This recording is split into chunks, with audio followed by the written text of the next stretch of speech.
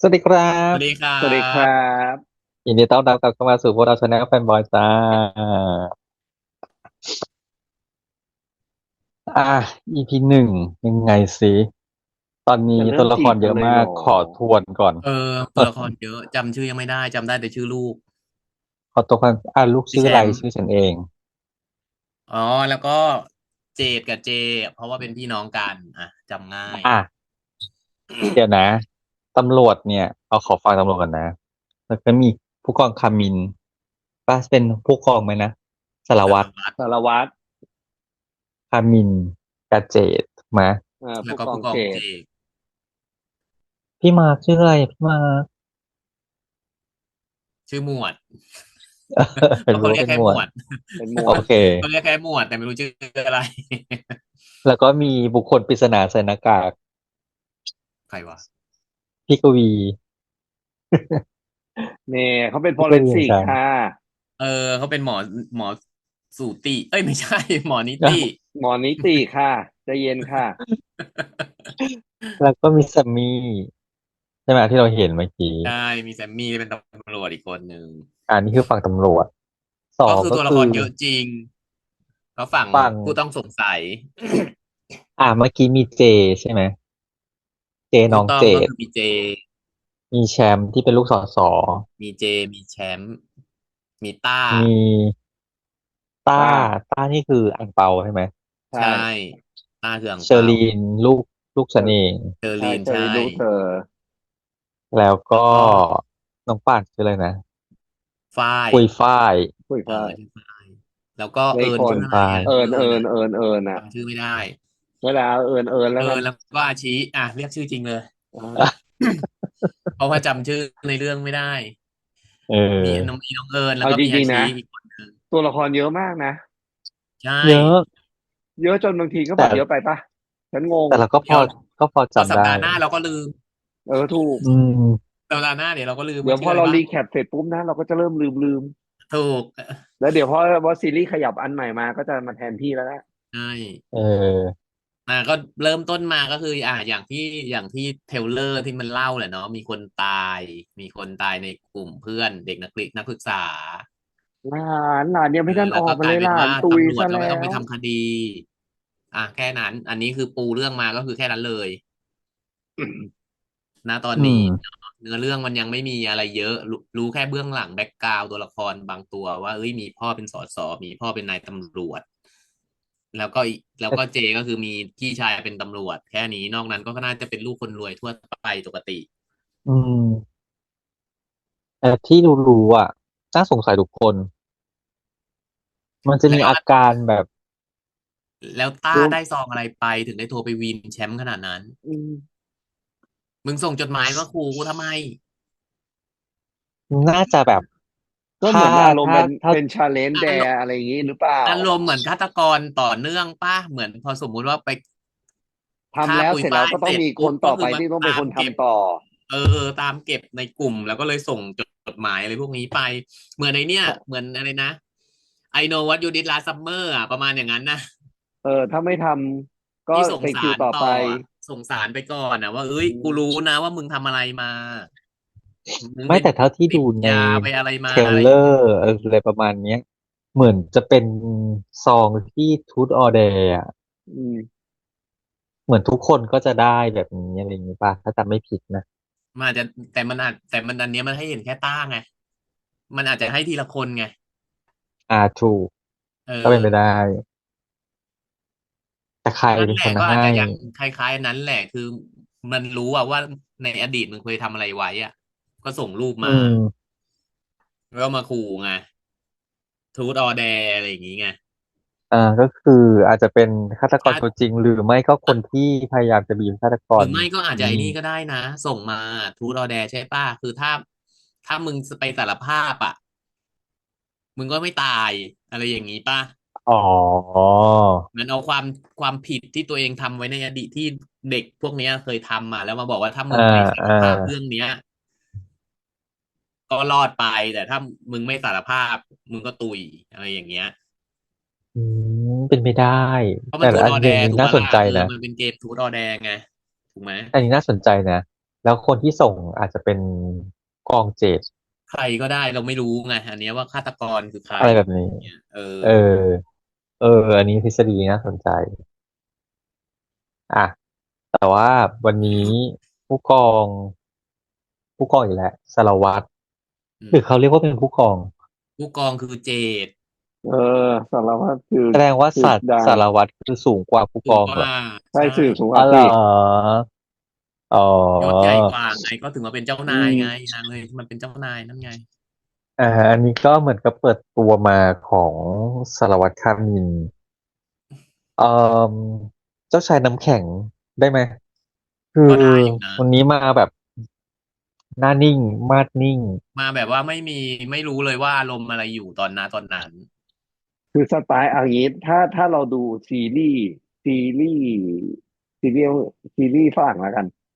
คือสอืไตล์แบบว่ามคุณเขาเรียกอะไรนะสารวัตรหรือใดๆที่แบบว่าเพิ่งจบใหม่หรือว่าจบจากคาเด็กมาใหม่ๆเนี่ยมันจะมีคาแรคเตอร์ประมาณเนี้ยเซลล์อืมันๆแล้วมก็แบบซ่อนหน้า ร้อนวิชาใช่ไหมเออแล้วก็จะแบบโผงผางซัดโดยไม่สนใจใดๆอะไรเออเงี้ยคาแรคเตแบบอร์ร้อนวิชาประมาณเนี้ยเพิ่งจบมาใเอหม่ๆไงอยากอลองวิชาอะไรอย่างเอนี้ออะไรอย่างเงี้ยอืก็ไม่แปลกใจมเออเออคือถ้าพูดถึงอ่ะทั้งสองคนเนาะทั้งจุงทั้งดังอ่ะคาแรคเตอร์เรื่องนี้มันเปลี่ยนของแต่ละคนอ่ะเปลี่ยนนะอืของดังก็มคือเราก็ยังไม่เคยเห็นเวอร์ชันนี้มาก่ขอนจากเรื่องึมอื่นๆเออเหมือนสลับกันกลับจากเรื่องที่แล้วไหมใช่ๆประเพราะเรื่องมาณนั้นที่แล้วอ่ะเพราะคนละดัคนนั้นงจะแบบสไตล์คือแบบใดๆเลยอ่ะคนละสเออไตล์เลยสไตแต่ล์สไตล์อย่างจุงอย่างเออจุงเนี้ยที่เราบอกอ่ะเราเห็นชัดเลยว่ามันเปลี่ยนอ่ะจุงเห็นชัดจุงเห็นจุงเล่นชัดเลยเรื่องที่แล้วคือบทนี้เนี่ยเข้มนิ่งเออเรื่องนี้แบบดูแต่มีความทะเลนต์เออเรื่องนี้ดูแบบมีคมีวามทะเลเสน่ห์เนอะนมีมันมีความมันมีการยิ้มได้ยิ้มเยอะอ่ะเรื่องเนี้ยมันได้ยิ้มเยอะแล้วมันได้โชว์เสน่ห์รอยยิ้มมันไงอย่างที่แล้วแบบเราเคยแล้วมันแพรวพูดอะว่าแพรวพราวอ่ะอย่างเอที่เราเคยพูดอแล้วว่าจุงมันเป็นคนยิ้มมีเสน่ห์ไงแล้วพอมาเรื่องนี้ปุ๊บมันได้เล่นแนวแบบแบบจุกว่าเป็นคนแพรวพราวอ่ะเป็นคนเจ้าชู้โปรยเสมันน่ห์เฟลิร์ตเยอะๆอะแล้วเออมันมีอย่างเงี้ยเสน่ห์เยอะๆอ่ะแล้วเออ มันยิ่งดูมีเสน่ห์ เออมันแบบโอ้ยเสน่ห์มันอก็อย่างนี้อกอ่ะคือเราเห็นน่ะมันไม่ใช่แบบว่านิ่งเหมือนเดิมอ่ะอย่างสองสามเรื่องก่อนหน้านี้นะคือมันเป็นแนวเดิมหมดเลยไงมานิ่งๆมาหมดเลยอันนี้คือเปลี่ยนเห็นได้ชัดเออแล้วมันให้แล้วแบบรู้สึกถึงความเปลี่ยนแปลงไงมันมีเห็นมีพัฒนาการของการแสดงเพิ่มขึ้นด้วยแหละเพราะว่าเโดยปออกติเราจะเห็นจุงหน้านิ่งไงใช่ใช่อืมเนาะอืมเล่นมาคือหน้าคิ้วบทมันขมวดซ้ำอะเอาง่ายๆคือเรื่องเดิมๆอ่ะคิ้วขมวดบุคลิกตัวละคเก่งหน้ารมันซ้ตลอดเวำลาพจริงอมาเรื่องนี้ปุ๊บมันได้แสดงนู่นได้ได้แสดงเฟลิร์ตได้นี่ได้อะไรต่ออะไรเห็นความเขาเรียกอะไรความมีชีวิตอ่ะความเป็นมนุษย์อ่ะ ใช่มากขึ้นอืมีไลมลี่มากขึ้นอะไรอย่างเงี้ยอืมันมดูแล้วอย่างที่บอกแหละมันมีเสน่ห์จริงๆนี่ขนาดดูแค่คืออีพีหนึ่งไม่ต้องนะมันดูแล้วเนียบเนาะมีเสน่ห์อืมไม่ต้องไม่เนียจำเป็นบแบบผมเซ็ตไม่ต้องขนาดนั้นน่ะคือคิ้วแบบกระเซิเข้มร์กระเซิตางได้โป่งเขียนปากชมพูไม่ต้องขนาดนั้นน่ะเนี่ยมันมาเอย่างเงี้ยออดูแล้วมันดูคือมันมีเสน่ห์มันมาจากการแสดงด้วยแหละก็อย่างถึงง่ายว่าฉากเรารู้นะฉากเซอร์วิสซีนนะแบบจับโอบเอวดึงเข้ามาปุ๊บอะไรอย่างเงี้ยแต่เพียงแต่อืมในวิธีการอ่ะสายตาที่เล่นน่ะรู้นะว่าไอเนี้ยคือปกติมากนะแต่มันมีเสน่ห์มากขึ้นอืมอืมจังหเอวะเมาอที่แกล้งเมาตอนในเออเนี่ยอันนั้นก็น่ารักนะดูอืแล้วก็แบบมเก๋เออเอแล้วมีการชักดีหน้าออกแล้วก็อุ๊ยเอาใหม่อะไรเงี้ยบอกพอเขาใช่ได้ไปแล้วก็ไม่เมาเห็นไหมพอเอกลับมาก็เมาอต่ออย่างเงี้ยแล้วมันดูแล้วมันแบบกวนตีนอ่ะมันมีความกวนตีนอ่ะ คือเราก็พอเดาได้ว่าแกล้งเมานะแต่เอพออพอนั่นจริงๆก็มันดีนะคือดูทรฉากงอ่ะนางหลงนางเลิฟแอ t เฟิร์สไซส์ไงจำได้ไหมใช่ที่เขาเปิดกระจกลงมาแล้วตะลึงเลยอ่ะเออ ก็เลยมีความยั่วเบาๆอะไรอย่างนี้แล้วก็โอ้ไม่ถือโอกาแต่ถ้าเกิดส ถ้าเกิดอยู่ดอมนี้มานานเขาจะบอกว่าอันนี้เรื่องปกติค่ะแล้วก็ ตอใช้นกินไก่หน้าที่เหรอในหน้าสุดใจ ที่การงานในทางที่ชในอบทางที่ชอบเห็นไหมเอเนี่ยอาโอบเออาเออรัดเออาในดึงผับในเพิบเห็นไหมเออาพูดถึงก็หยืดหน้าอมแก้มกอดก็ไปเลย เ acting ไงออแต่ฉันชอบตรงที่สารวัตรเช็ดเช็ดแบบแรงด้วยนะไม่ได้แบบว่าแค่เอามาถูนะแบบเช็ดแบบวึบออกมาเลย เช็ดแรงไม่ว่าฉันงงมากสารวัตรสารวัตรไม่ต้องเช็ดเช็ดโต๊ะค่ะโต๊ะที่เที่ยวก็เช็ดโต๊ะเสร็จแล้วค่ะแล้วค่อยอันนั้นเขิให้เที่ยวค่ะนไงเจกอันนั้นเขินไงอ๋อเหรอตอนจังหวะเช็ดเออหรือโต๊ะยังไงกันแน่แบบอยู่ ทำอะไรไม่ถูก เอออืมแต่ว่าไม่รู้มีใครรู้สึกเหมือนฉันไหมว่า ว่าฉันอยากจะซื้อกรรไกรตัดผมให้ทั้งสองคน ทำไมอ่ะไม่ฉันน่ะไม่ของจุงอ่ะฉันปกติเพราะว่าของจุงมันจะด้านหลังแต่ของน้องดังเนี่ยตอนที่มันอยู่อย่างเงี้ยฉันก็อยากจะเอากรรไกรไปคีบให้มากเลยอีจังหวะที่ขับเขาเรียกว่ารถมาที่ผับอ่ะที่ลงรถมาที่ผับอะแล้วผมอยู่อย่างเงี้ยอยากจะไปเขาเรียกข้างเขาหน้าเรียกว่ามีสไตล์เข้าใจไหมมีสไตล์ อยากอิมจะกริปพอร์ตมาออกมาจากนิวยกคือแบบอร์กอะไรอย่างเงี้ยเอ้ยไม่ใช่อิมพอร์ตจากอเมริคือกาอย่างเงี้ย คือในใจอะคิดอยู่นะทำไมผมน้องดังมันเป็นแบบนั้นวะอะไรเงี้ย ไม่ของจุงก็กระเซาะกระเซิงเหมือนกันไงแต่มันอันมันก็แบบนั้นน่ะมันดูจากบุคลิกเขาอะมันเจะเป็นแบบนั้นออไงมันต้องกระเซาะกระเซิงหัวกระเซาะกระเซิงเพราะมันทำงานแบบนอกเครื่องแบบด้วยขับมอไซค์อีกอะไรอย่างเงี้ยเออมันใส่หมวกกันคนใส่หมวกกันน็อกอะผมมันไม่เรียบอยู่แล้วอะนึกออือกไหมมมันก็ต้องหัวกระเซาะกระเซิงแบบนั้นแหละมันเหมาะกับบุคลิกไงแต่ของน้องดังตอะลกเลยมันใส่เห็นไหมล่ะใส่ทักซิโดอย่างเงี้ยแต่ผมอะอะไรอะมาอยู่ตรงนั้นนะจังหน่อยนึงอะอยากจะเอาออกมากจริงแต่มันก็ให้ฟีลรู้สึกเหมือนแบบเรื่องอะไรนะเชอร์ล็อกโฮมนี้ไหมๆชุดก็คเชิ้ตล้าใดยๆอะไรคล้ายแบบเนี้ยคือเออถ้าแบบเจกนึกถึงก็จะเจกจะนึกถึงคือความเนี้ยบอย่างนี้กับความหรูหราของตำรวจจะนึกถึงไอ้นี่มากกว่าจะนึกถึงแบดบอยมากกว่า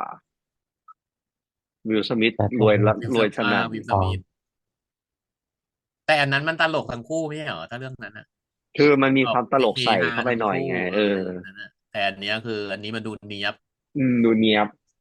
คุณสารวัตรคามินเขาดูเนียบไงอันเนี้ยถูกดูเนียบแล้วก็รวยมากด้วย ดูเนียบดูรวย ห้องพักคือแบบเออขนาดล็อบบี้นะโรงแรแชมป์มก็นอนโรงแรสุขุมวิทแม่มเลยแค่นั้นเองแชมป์อาจจะเป็นลูกสอสอแต่นี่อาจจะเป็นลูกนายกก็ได้นะก็จะไม่รู้ เออให้ดู นอนซะบ้างโรงแรมขนาดนั้นนะ เฉฉันลว่ารวยยออกมาเนี่ยเออฉันว่ารวยขนาดนั้นน่ะมาเป็นตำรวจเนี่ยเออฉันว่าแบ็กกราวด์ก็ไม่น่าจะธรรมดาหรอกก็จริงสอสอแล้วสอนี่คือเป็นอะไรนะอืมนะ สอสออ่ะก็เป็นทำไมสอสอคืออะไรก็เป็นสองไงไม่เจ๊ไม่ที่ตอนที่เราดูกันคือเหมือนมันมีเวลของเขาอยู่ใช่ไหมสอสอเขสอสอตสอสอเขตก็คือไม่ได้เป็นสอสอที่แบบอย่างนี้เหรอคือเป็นไม่สอสอแค่ก็คือสสของประต่างจังหวัดจำพื้นนี้เหรอที่ไงประจำพื้นที่ไงไม่ได้เป็นอ๋อสปาร์ตี้ลิสต์อะไรอย่างเงี้ยก็คือใหญ่ในพื้นที่ว่างั้นดีกว่าเอออ่าก็เหมือนก็เห็นเบ่งซะแบบตำรวจกลัวสอสอไงก็เลยสงเขสัยตพระนครอะไรอย่างเงี้ยประมาณอย่างนั้นนะก็จุ๊บ ก็ก็ปกติก็เบ่งทุกคนเห็นมีใครไม่เบ่งเลยคุณไม่เข้าใจหรอไหมอะเออขยันก็ที่เราเห็เบ่งกันนเห็นอยู่ก็เป็นทุกคนไม่เห็นเหรอเออมูดเป็นสแล้วไงอะก็เห็นแล้วก็ทุกทีก็เห็นหมั่นไส้ไม่ทุกทีก็เห็นปลกทุกทีอะแต่ถึเงเวลาก็อื่นทีออเนี่ยโอ้โหเบ่งได้เป็นจริงแล้วไงไม่สนแล้ว เอออ่ะเดี๋ยวเนี้ยแต่เดี๋ยวใกล้คราวนี้มาเทศกาลก็มาใหม่อีกนะเออต่อ ตายแล้วล่ะ คราวนี้ลูกลุงวันนี้ลูกลุงมาเป็นแบบไหนบ้างลูกลุงดูหล่อดูเท่ขึ้นวันเนี้ยมันอืหล่อมันเท่มมากเลยลูกลุงดูเฟียสเออมันดูเฟียสจริงแล้วดูเป็นคุณหนูเอาแต่ใจจริงดูเป็นลูสังเกตกเป็นลูกจากตเด็กอนที่โดนสอบเด็กสวนถูกสเห็นปะปอยเป็นคนอื่นจะเด็กโดนนั่งสปอยเฉยๆแต่นี่อ่ะจริงเล่นเออมือถืออืมเออดูไอ้ดูดอนแคดูร์แล้วเป็นคนเด็กโดนสปอยจริงอืมเออพ่อเหมือนยังไงก็แม่ให้ไปถ่ายทำจริงอะไรกูไม่ได้อะลุงอะไรอย่างเงี้ยสอนมาดีไงลูกลุงฉันสปอยเหรอ เพราะฉะนั้นเป็นคนดีไหมลูกลุงนี่แต่ลุงว่าอาจจะไม่ใช่ฆาตกรไงแต่หมายถึงนิสัไม่ได้ดียอาจจะไม่ดีแต่หมายถึงว่าอาจจะไม่ได้ถึงขั้นเป็นคนฆ่าปุยฝ้าย แค่มีความรู้สึกแปลกๆระหว่างแชมป์ลูกลุงกับลูกฉัน ฉันน่ะสงสัยลูกเธอมากกว่าอีกโอ้โหไม่มีพิรุธเลยนั่งลอกตาไปลอกเอตามาอลูกเตอแบบตาพี่ราบสุดแล้วเจ๊เออไม่เนียนไปเรียนมาใหม่เลยอ่ะลูกเธออะจุกถึงว่าลูกฉันน่ะแอบแซบกับลูกเธอก็เลยลอกเอาแรกอย่างนี้เหรอรอบแรกกลัวจับตัวโดนจับได้ อ๋อเป็นมือที่สาม ซึ่งถ้าอย่างนั้นนะมันก็มีเขาเรียกอะไรอ่ะ มีเหตุผลให้นางเป็นคนมีเป็นคนมูลเหคิวได้ตุเขาเรียกมีมูลเหมีมูลตุเหตุให้นางเป็นคนทำได้ไงถ้าเราตั้งสมมติฐานเนาะว่าเอาอุ๊ย อีกแล้วเหรอลูกเจ๊เป็นคนใช่ดีอีกแล้วเหรอเนี่ย เป็นคนดีแต่แค่แอบแซบเฉยแต่ส่วนต้าก็ไม่แน่ไง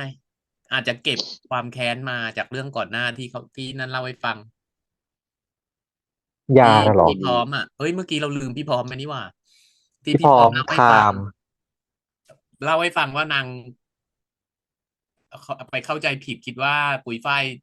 ชอบนางแล้วนางจะไปเกมไปเคลมแต่พอพูดถึงพอเป็นแบบเนี้ยนางก็จะมีภาษีในการเป็นผู้ต้องสงสัยเยอะสุดเลยเพราะว่ามีการแบบเสพยาใดๆด้วยอะไรเงี้ยเอาจริงๆนะคือถ้าถามว่าดูในเอาเฉพาะแค่ตอนสอบสวนนี่เดียวเลยนะอืม มองเห็นภาพเลยนะว่าคนไหนที่เขาพยายามจะชี้ให้เรารู้สึกได้ว่าน่าเหมือนชักสงสัยจูงนะเอไม่แต่อลุงกลับไม่สงสัยใครวะอังเปาชื่ออะไรนะต้าเออถ้าแต่ลุงกลับคิดว่าต้าไม่น่าใช่คือคือคนมันถูกเสพชี้ด้วยยาไม่ได้หมายความว่ามันจะฆ่าคนไงถูกก็ถูกถูกไหมเออถูกถูมันอาจจะกถูก เสพยาอย่างเดียวแต่คนที่มันสามารถฆ่าคนได้มันต้องมีเหตุแรงจูงใจไงแต่ต้ามันดันมีแรงจูงใจด้วยไงว่าเคยโดนทำร้ายมาจากเรื่อืองนั้นมซึ่งก็ไม่รู้ไงอันนี้ก็ไม่รู้ว่าเฮ้ยเพราะยามันทำให้เรื่องนั้นมันอยู่ๆก็กลับขึ้นมาในสมองคือนางโกรธความรู้สึกแค้นขึ้นมาเจกคืออะไรเงี้ยสำหรับการทำซีนให้เหมือนกับเล่นยามันเป็นอืตัวมชี้ว่าเป็นผู้ต้องสงสัยไปโดยปริยายสำหรับคนดูใชแต่่การชี้มาชัดเกินไปแบบนี้ไม่น่าใช่อันเนี้ยชัดหนึ่งชัดสองคือเจที่มีอาการแบบเหมือนอันนี้ปิดแพนิคบังอะไรตลอดเวลาคนมันจะแบบใช่ไหมเหมือนแบบเขาเรียกก็อาจอะไรอ่ะจริงป่ะจะเป็นเรื่องนี้แหละลุงว่าคุณสารวัตรเขาดูออกไงเขาเลยชวนไปกินดูอ้อข้าวไม่เขาถึงชวนไปกินข้าวไงแล้วมันพอไปคืออ๋อเพื่อของจะได้ผ่อนเจคลายเนี่ยขึ้นมันมีวิธีอีกแบบหนึ่งไงมันมีความผิดปกติในการแต่งหน้าด้วยนะต้องการชี้อะไรโอ้บางอย่างจะมีความรู้สึกว่าหน้าเขียวหรือคือเจเขาเกลียไม่อ่ะรู้อะไรการหรือว่าเกลียแสงเกินไปซีนนั้น หรือไปคือแบบคือมีคือเรายาอะไรในร่างเราแอบกายแล้วมันแบบเราแอบรู้สึกว่าการแต่งสีปากของเจแบบนั้นนะมันมีอะไรมากกว่านั้น อาจจะแค่อดนอนหรือเปล่าเพราะว่าไม่ได้นอนมาทั้งคืนหรืออาจจะกินอะไรที่ในเหล้ามันอาจจะผสมอะไรหรือไม่ใช่ไหมเจก็อาจจะเล่นยากำลังสงเล่นอะไรด้วยเออสัยใช่ปะเพราะว่ามันแอบคือในสังเกตตัวตัวละครทั้งหมดที่โดนสอบสวนเด็กอืสภาพร่ามงกายผิดปกติที่สุดคือเจขนาดขนาดต้าใช่ไหมที่บอกว่าเราเห็นรูปว่าแบบปึ๊ดไปเลยอะไรเงี้ยอืมเห็นแค่มันมีความดุกดิกดุกดิกเฉยๆแต่สภาพร่างกายดูปกติปะล่ะอืมเอออันเนี้ยแอบตั้งคำถามสงสัยไว้ก่อนแต่ลุงอ่ะกลับอันคิดว่านี้แต่ซีนนั้นนะเพราะสีไม่แต่ปากมันซีดแสจนกระทั่งงใช่ไหมไม่ถึงเพราะปากมันซีดสีปะแห้งๆแปลกๆเลยนะลุง หรอไม่ได้อืเกี่ยวกับผิวไม่มได้เกี่ยวกับผิวหน้านะเจกำลังพูดถึงแค่ปากอย่างเดียวเลยปากปากมันตะโกนออกมาชัดเกินไปอะว่าแบบคือเราต่อให้ยังไงก็ตามปากกับสีมันจะเกลี่ยเฉยๆถูกปะแต่อันเนี้ยมันมีทำรู้สึกให้มีความรู้สึกว่าหน้าปากแห้งแบบแห้งเลยอะอือันนี้มเป็น กิน question กินเค็มหรือเปล่ากินเค็มอะไรผิวน้ปากแห้งขนาดนั้นประทานก็โทษคือนึกก็คือนึกว่าเหล้าแต่ดันเป็นน้ำปลาไงที่มาชงเมื่อคืน ทานโทษกินเข้าไปแล้วไม่รู้เลเมายเมาจำน้ำซุปนคิดว่าชาบูน้ำปลาอย่างเงี้ยทิพรสอย่างเงี้ย ไปฮ่าก็คือแต่ส่วนตัวพี่ฉัพร้อมไปนนะฉัน ซื้อมาผิดไงไปซื้อเหล้าตอนนี้บอกว่าเหล้าหมดแล้วไปซื้อมาใหม่ซื้อน้ำปลาพี่มาด้วยพร้อมเนี่ยฉันไม่ค่อยสงสัยนะตัวไทเฉม์เนี่ยยฉันเฉยๆเหมือนยังไม่ค่อยมีเบาะแสเท่าไหร่คือถ้าพูดว่าไม่สงสัยไม่ได้สำหรับลุงนะๆมันคือผู้ต้องสแต่ว่างสัยมันเป็นตัวที่มีมูลเหตุน้อยที่สุดไงอืแล้วยิ่งอีมแล้วอย่าลืมว่าอีคนที่ดูไม่น่าสงสัยนั่นแหละมันจะกลายเป็นผู้ต้องสงสัยอันดับหนึ่ง last boss ทุกทีเลย ก็เป็นไปได้นะหรจ๊ะอถ้าสมมติเพราะว่าอย่างถ้าตอนที่เมื่อกี้นี้เลยนะอย่างเมื่อกี้ที่พูดอะว่ามันชี้ไปที่ต้ามากเกินว่าดูแล้วมันน่าสงสัยเพราะว่ามีทั้งอืเสมพยามีทั้งอาการมีทั้งนู่นใช่นั่นนี่มันถูกชี้มาจนกระทั่งมันผิดสังเกตแต่พอตัวพี่พร้อมอะมันดันไม่มีอะไรชี้บ่งชี้เลยไงอืมของฉันนะฉันว่าคนที่ฉันแยกเป็นสองกลุ่มก่อนนะกลุ่มน่าสงสัยกับกลุ่มไม่น่าสงสัยสำหรับฉันก่อนอืมกลุ่มอืมน่าสงสัยเนี่ยก็จะมีเจมีเจดไม่ต้าเกี่ยวเจดเป็นผู้กองเจเจอ๋อเจต้าแค่นี้มันนะที่ดูแบบล็อกแรกเชอรีน3 คนแรกล็อกอืแรกมอืมถ้าคนที่กลุ่มที่ไม่ค่อยน่าสงสัยเนี่ยก็จะเป็นเอ่อน้องเอิญก็คือเบลถูกไหมเบล อืมแล้วก็จะมีไทม์เนาะแล้วก็ต้นกล้านี่ฉันก็ยังไม่สงสัยเบลอะส่วนแชลุงกับมป์แต่ลุงอะกับสงสัยเบลนะเพราะมันดูไม่สลดอะไรเลยอะเพื่อนตายอะว่นางมีความแค่ความเฟียสเฉยเหรอๆไม่รู้สิแต่คือถ้าถามว่าลูกแต่อีกถ้าจะเอามุมหนึ่งอืมเจ๊กไม่แค่จะบอกลุงเฉยๆว่าถ้าจะเอาเมนชั่นเรื่องของความสลดของทีมเนี้ยอืมไม่มีใครสลดเลยสักคนแต่ลุงอะกลับมองไปอีกมุมหนึ่งว่าไม่ใช่เด็กในกลุ่มนี้เลยอะที่เป็นอะลุงกลับมองไปอีกแบบหนึ่งอีกแบบนั้นน่ะเพราะไม่งั้นเพราะลุงอะไปสงสัยเรื่องจดหมายนั่นน่ะซึ่งจดหมายนั้นน่ะลุงกลับแอบคิดว่ามันอาจจะไม่ใช่เด็กในกลุ่มนี้เป็นคนอาจจะส่งเป็นคนนอกแต่ถูกส่เองมาแล้วเป็นอ คิวต่อไป next อย่างเงี้ยอืแล้วยิ่งเพราะมว่าเพราะว่าอ๋อตอนที่ตอนที่ต้าได้จดหมายไอ้นี่ยังไม่ได้กลับบ้านใช่ไหมเจยังไม่ได้กลับบ้านใช่ป่ะยังไปนั่งกินข้าวยังอยู่ใช่ป่ะมันเป็นอาจอ่าจะเป็นไทถูกม์แลปเดียวกันก็ได้ไงต่างคนต่างกระจายไปแต่เจเป็นคนเดียวที่อยู่กับสารวัตรกับที่อยู่ผู้กองที่อยู่กับพี่เออ